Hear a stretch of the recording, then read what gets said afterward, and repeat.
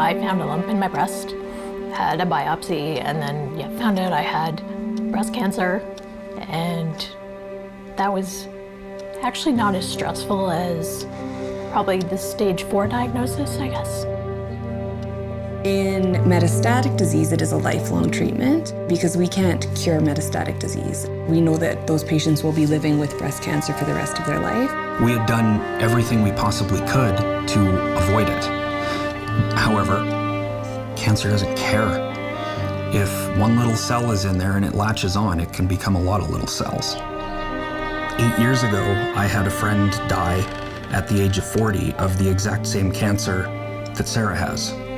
And she was taken by it because some of the immunotherapy drugs did not exist then. One of the things I'm nervous to ask her, if I ever will ask her, is if she's afraid of dying.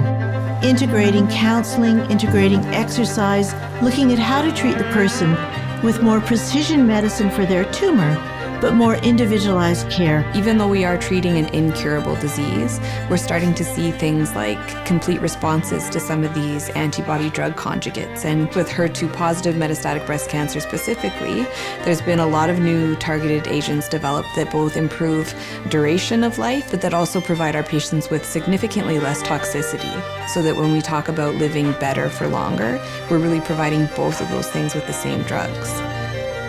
I did everything I could to try to get rid of cancer. Cancer clearly didn't want to get rid of me, so here we are.